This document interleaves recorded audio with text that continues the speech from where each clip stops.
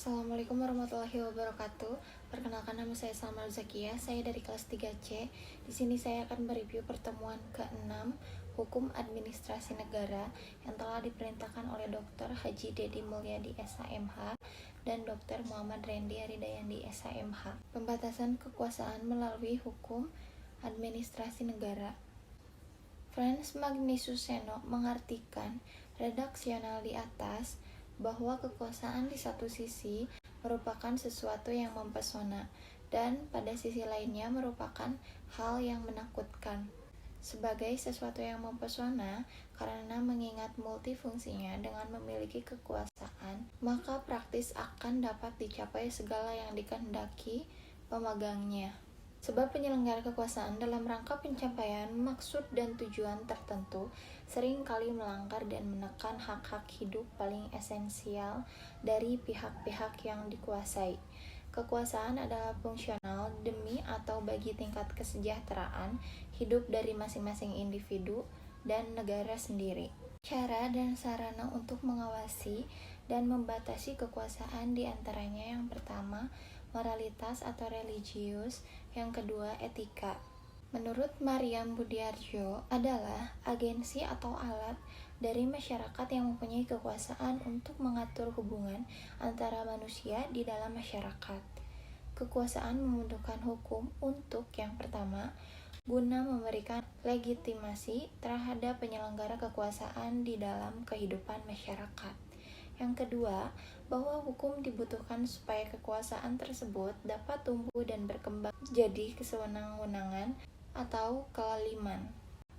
Kekuasaan negara diartikan adalah kemampuan organisasi kehidupan sosial dalam suatu wilayah untuk memaksa seluruh golongan dan kelompok sosial yang ada secara sah berdasarkan ketentuan-ketentuan hukum untuk mencapai kehidupan bersama yang ditetapkan sebelumnya.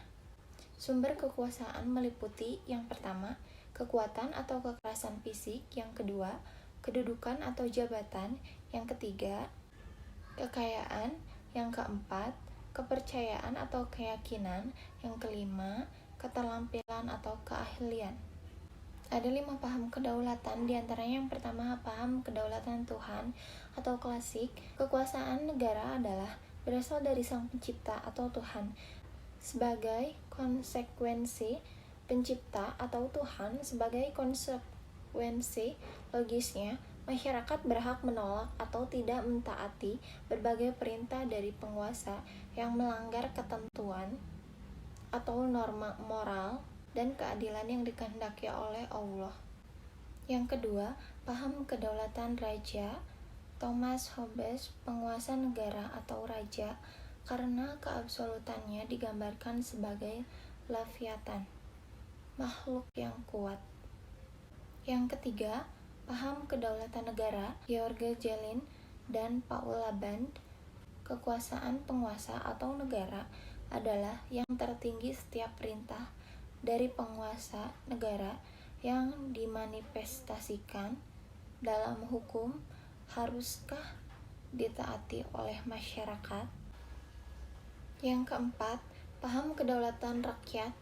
Jean-Jacques John Locke Montesquieu, kekuasaan negara yang diselenggarakan oleh para penguasa adalah berasal dari rakyat.